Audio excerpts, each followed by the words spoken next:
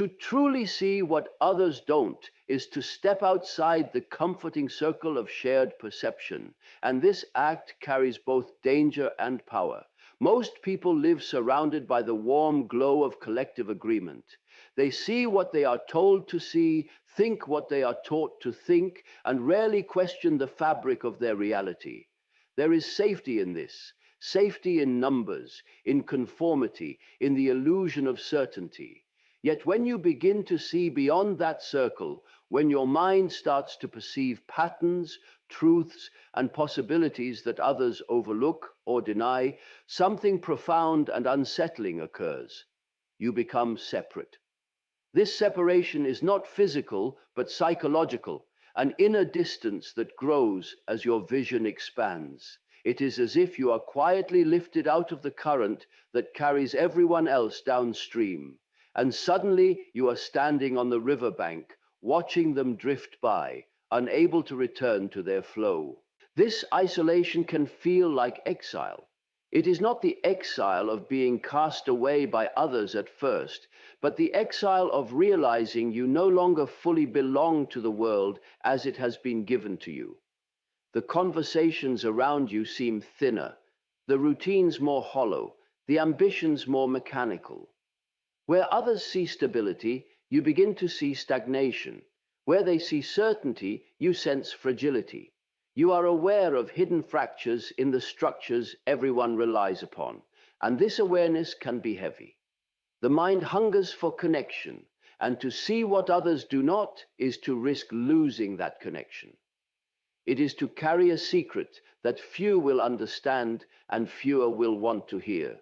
This is why so many who glimpse beyond the familiar quickly retreat. They deny what they have seen, convincing themselves it was only imagination, because the cost of holding that vision feels too great.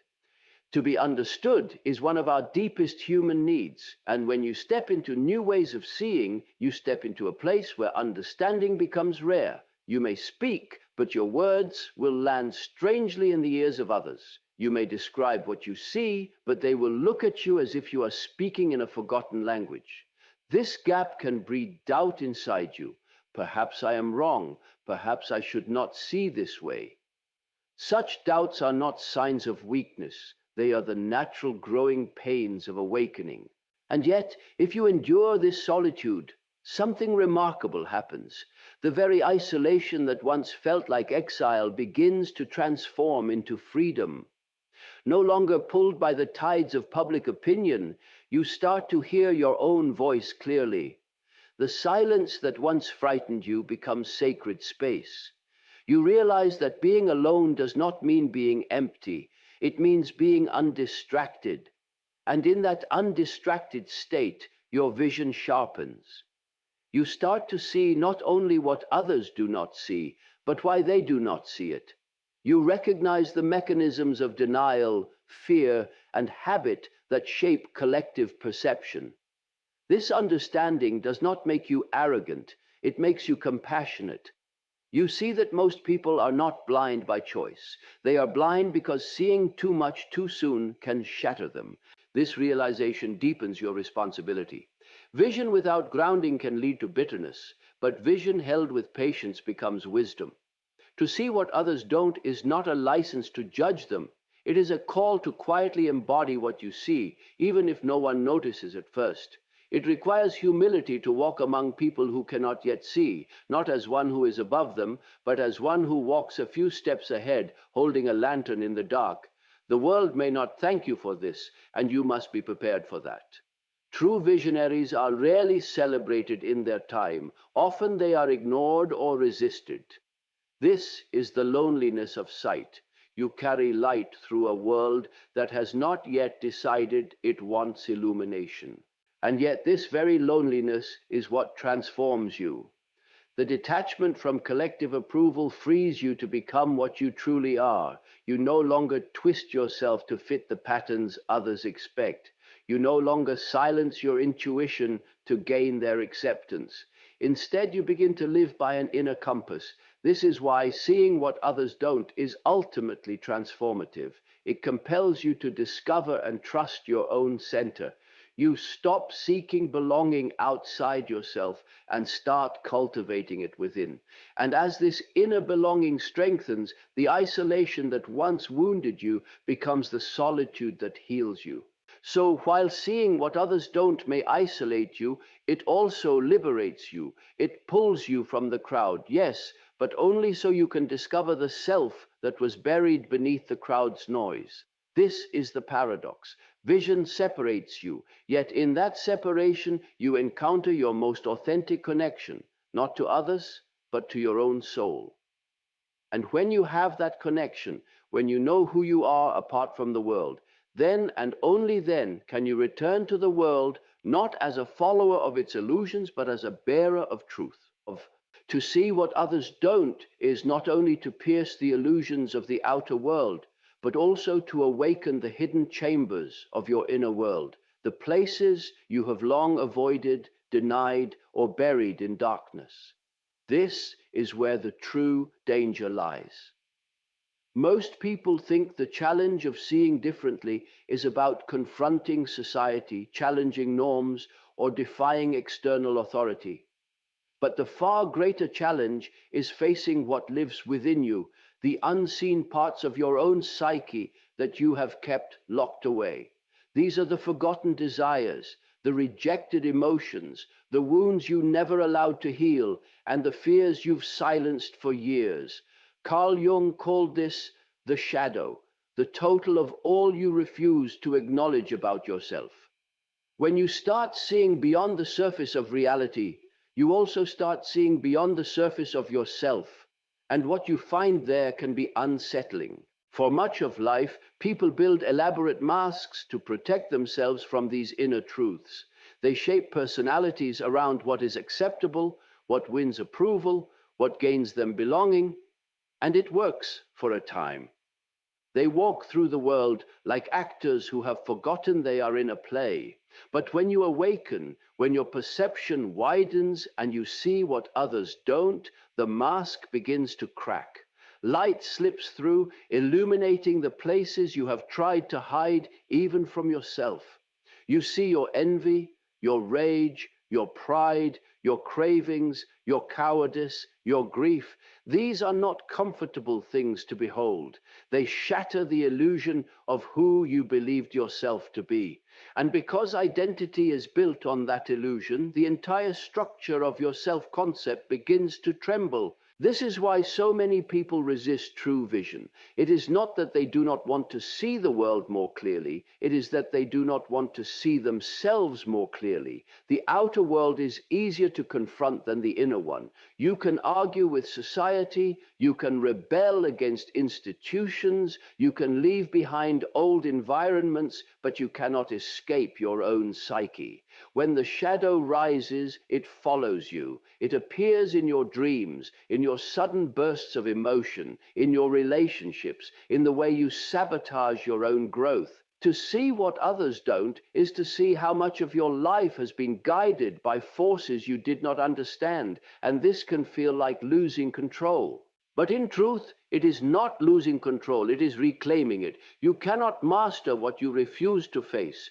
The shadow is not your enemy, it is your neglected twin. It carries your unexpressed vitality, your raw power, your creativity, and your depth. When you repress it, you live only half a life. When you confront it, you begin to live fully. This confrontation is not an act of violence, but of courage. It means sitting in silence with your shame instead of running from it.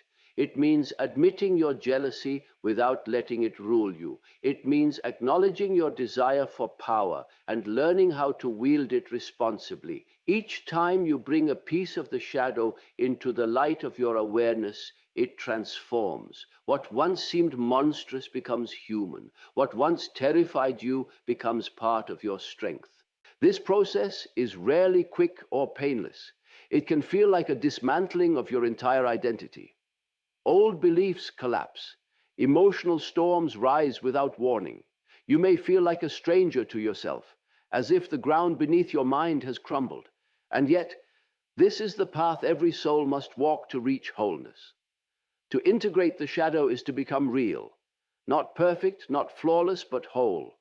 rooted in the full truth of who you are, both the light and the dark. Only then can your vision of the world be clear, because you are no longer distorting it through the lens of denial. When you have faced the shadow, you begin to see others differently as well. Instead of judging their flaws, you recognize them as reflections of the same struggles within yourself. Compassion grows where condemnation once lived. You understand that what people hide is often what hurts them most, and that their blindness is often born from pain. This understanding frees you from the need to prove your vision to them. You no longer seek to convince or conquer, you simply see. And from that seeing comes a quiet strength, a strength that cannot be shaken by rejection or misunderstanding because it is rooted in truth.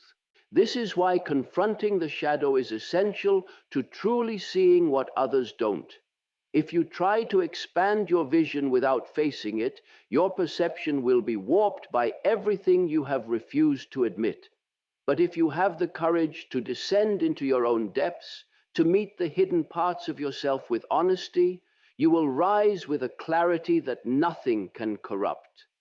The darkness within you does not disappear, it becomes integrated, harnessed, transformed.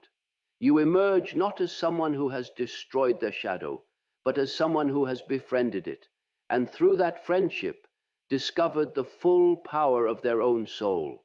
When you begin to see what others don't, resistance from the world around you is inevitable. It is not a sign that you are wrong, it is a sign that you are disrupting something deeply woven into the fabric of collective life. Most people are held together by shared beliefs, unspoken agreements about what is real and what is safe to think. These shared beliefs are like invisible walls surrounding the mind, and they give people comfort, structure, and identity. When you pierce those walls with a new perception, you shake that structure. Even if you speak gently, even if you intend no harm, your very presence becomes unsettling. You are a living contradiction to the world they know, and that contradiction threatens to unravel the security they depend on. At first, this resistance may appear subtle. Friends may smile politely when you share your insights, yet quickly change the subject. Colleagues may dismiss your ideas with a laugh. People you care about may grow distant without explanation. This can be confusing and painful. You might wonder if you are imagining things, if perhaps you have simply become difficult to relate to. But beneath these surface reactions lies something more primal: fear. When people encounter a vision that contradicts their own, it destabilizes the identity they have built upon their beliefs. And because identity feels like survival, they defend it as if their lives depend on it. Your insight becomes, in their perception, a kind of threat, a crack in the shell that shields them from chaos. If you continue to grow in your perception, the resistance may intensify. Some will ridicule you openly. Others will argue not to understand you, but to silence you. You might be labeled arrogant, naive, eccentric, or even dangerous. And often this hostility will come not from strangers, but from those closest to you. That is because your change forces them to confront the possibility of their own stagnation. It reveals that they too could step beyond the familiar, but they have chosen not to. This unspoken challenge can stir resentment. People do not like to be reminded that they are free to change, because freedom carries the burden of responsibility. It is easier to say you are wrong than to admit they are afraid. Understanding this can save you from despair. The resistance you face is not truly about you. It is about the invisible architecture of belief that people cling to for safety. You are merely the mirror showing them its cracks. If you take their resistance personally, you will be wounded by it, and you may be tempted to dim your vision to be accepted again. But if you see it as a natural reaction of the collective psyche, you can endure it without bitterness. You will realize that their hostility is often a disguised plea. Please do not dismantle the world I need to survive. When you hear this, you can respond not with defensiveness, but with patience. Patience does not mean silence, and it does not mean shrinking. It means holding your vision steadily without forcing it on those who are not ready. People rarely change because they are argued into it. They change because they see a living example of another way. If you embody your vision with integrity and calm, some who once resisted you may quietly begin to listen. They may not admit it at first, but something in them will awaken when they see that your way of seeing brings you clarity, strength, and peace. That awakening is slow and delicate, like the first crack of dawn on the horizon. It cannot be rushed. Your task is not to convince, but to remain. This endurance is not easy. There will be days when you feel isolated, misunderstood, and weary. You may long to return to the comfort of the crowd, to unsee what you have seen. But understand this: every visionary has walked through this wilderness. The world resists new truths until it can no longer afford to ignore them.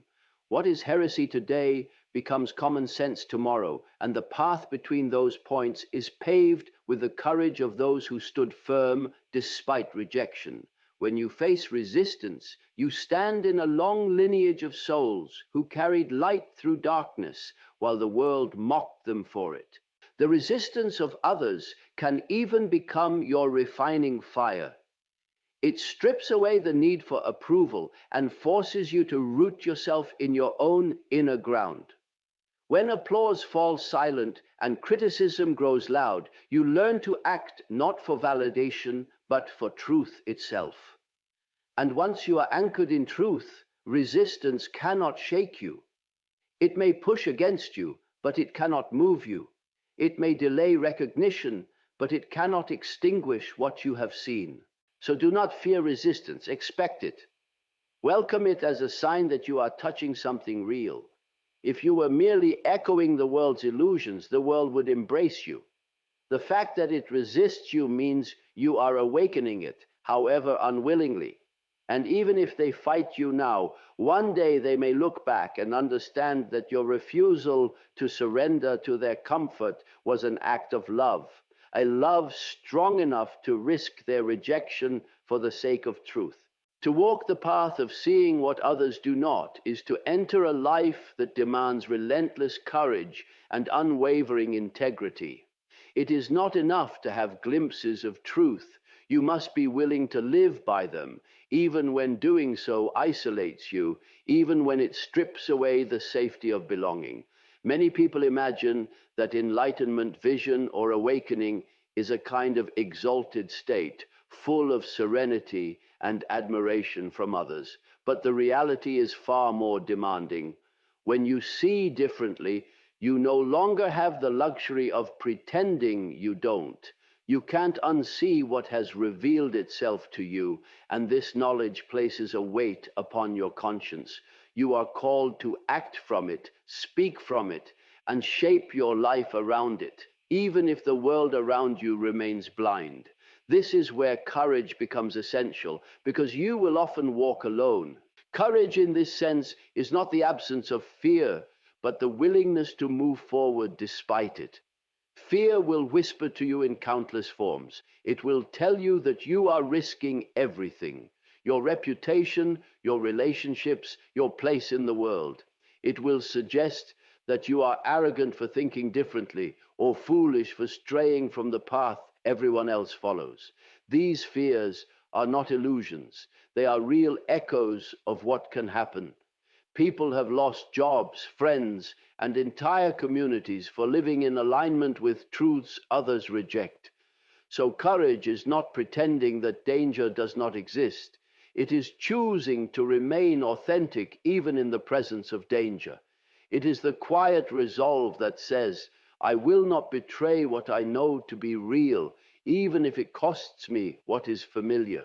Integrity walks hand in hand with this courage. Without integrity, vision becomes hollow. To have integrity is to remain inwardly aligned, to let your actions reflect your inner knowing no matter who is watching. When you see what others don't, it can be tempting to dilute your truth for approval, to present only the parts of your vision that are easy for others to accept. This may win you temporary comfort, but it fragments your soul. Integrity means refusing that fragmentation. It means speaking truth even when your voice shakes, refusing to compromise what is essential just to avoid discomfort. It is far better to stand in solitude with your wholeness intact than to stand in a crowd having abandoned your essence. Living with this kind of integrity reshapes you. It demands that you constantly examine your motives, stripping away the ego's hunger for recognition. The ego will try to turn your vision into a performance, to use it as a way to appear superior. If you let that happen, you will lose the essence of what you've seen. Integrity keeps you grounded, reminding you that your task is not to be admired, but to be authentic. This means living your truth quietly when needed, without theatrics or self-importance, allowing the depth of your being to speak more loudly than your words. Such authenticity is rare, and because it is rare, it is powerful. The discipline of this path also lies in its constancy. It is not a single act of courage, but a lifelong commitment. Day after day, you will be faced with small moments that test your alignment. Someone will ask your opinion, and you will feel the urge to give the safe answer instead of the true one. A choice will arise between following your vision and following convenience. Each of these moments is a crossroad, and each choice strengthens or weakens your integrity.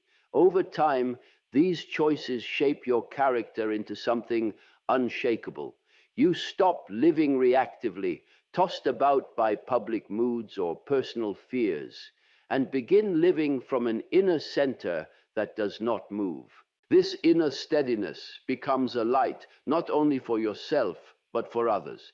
People may resist you, but they will also sense that you cannot be bought, swayed, or broken by superficial pressures. In a world built on appearances, that kind of rootedness is magnetic. It does not mean everyone will agree with you. Many will not, but even those who disagree may quietly respect you for standing firm. And that respect is not born from persuasion. It is born from witnessing someone who cannot be corrupted. Such presence gives others silent permission to trust their own deeper knowing, to stand more firmly in themselves. To live this way is not easy, and it is not comfortable, but it is real. It demands courage every time you risk rejection for the sake of truth, and integrity every time you choose authenticity over approval. You may walk through loneliness, misunderstanding, even ridicule, but you will walk as a whole being, unbroken, untamed by the fear that rules so much of the world. And perhaps the most powerful gift of this path is that you no longer need the world to validate your vision. Your sense of worth comes not from how many agree with you, but from knowing you have remained loyal to your soul. This is the rare freedom of those who see what others don't and have the courage and integrity to live it fully. They belong not to the shifting tides of the world, but to the unshakable truth within themselves. The reward for seeing what others don't is not the applause of the crowd, but the quiet and profound experience of becoming whole. This is the paradox that confuses many who awaken to new levels of perception. At first, they believe that if they share what they see, people will understand, admire, and follow them. They expect revelation to bring recognition. But what often follows instead is silence, resistance, or even rejection. This is because most people do not want new truths. They want reassurance that the old truths are still safe. If you measure the worth of your vision by how many celebrate it, you will quickly despair. But if you shift your aim from seeking approval to seeking wholeness, the entire journey transforms. Then, your purpose is no longer to be believed, but to be real. Wholeness is not the same as perfection. It does not mean becoming flawless or untouchable. It means becoming complete, embracing every part of yourself, even the ones you once exiled in shame. When you see what others don't, you begin to recognize how much of life is lived as fragments, how much of the self is hidden or denied to fit the mold of belonging. People are trained to be partial, to wear masks, to sever themselves into acceptable pieces. But the soul does not want fragments. It wants unity. It wants to bring the rejected and the radiant, the dark and the luminous, the vulnerable and the powerful into a single living whole. That is the quiet work that begins when you no longer chase the crowd's approval. You begin gathering the scattered parts of your being and weaving them together again. This is not a quick or glamorous process. It is often slow, and it rarely looks heroic from the outside. It happens in moments of honest reflection when you sit with your fears instead of fleeing them. It happens when you forgive parts of yourself you once despised. It happens when you stop performing for acceptance and allow yourself to be seen as you are, even if that means being misunderstood. Every time you choose authenticity over applause, you reclaim a piece of yourself that was abandoned to please others. These pieces, when brought home, make you stronger, not because they make you better than others, but because they make you whole. As this wholeness grows, your relationship with the world shifts. You no longer need constant agreement to feel secure, because your security is rooted in your own being. You no longer fear being misunderstood, because you understand yourself. You no longer chase validation like a starving child begging for scraps, because you have become the source of your own nourishment. This does not make you detached or cold. On the contrary, it frees you to love more deeply. When you are whole, you can meet others as they are without needing them to reflect your worth back to you. Their approval becomes a gift, not a necessity. Their rejection becomes an opinion, not a wound. Wholeness also allows your vision to remain clear. When you are still seeking approval, your perception becomes distorted. You begin to see not what is true, but what will make you liked. You start editing your insights to avoid conflict, bending your words to protect your image. This compromises your vision and sows inattention, because you are no longer aligned with your own soul. But when your aim is wholeness, you can speak what you see without twisting it for acceptance. You can tell the truth without trying to sell it. Your words gain weight not because they are crafted to persuade, but because they rise from the depth of an undivided being. Eventually, the loneliness of seeing what others don't softens into peace. You realize you were never meant to be understood by everyone. You were meant to be authentic. You stop waiting for the world to validate your path and start walking it for its own sake. This brings a kind of freedom most people never taste, the freedom of not needing to be anyone else's version of acceptable. You can stand alone without feeling abandoned, because you are no longer abandoned by yourself. This is the true reward, the quiet treasure hidden inside the struggle. You become your own home. And in this state of wholeness, something beautiful happens. Paradoxically, even though you no longer seek approval, you begin to inspire it. People are drawn to wholeness because it is so rare, because it reminds them of something they have long forgotten in themselves. Your very presence becomes a mirror showing them their own hidden unity. Some will resist it, but others will awaken in its light. Yet even this is not your aim. It is simply the natural consequence of living true. The journey of seeing what others don't is never about winning the crowd. It is about becoming indivisible within yourself.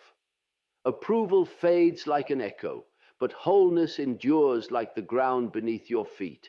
And once you have found that ground, nothing the world gives or withholds can take it from you.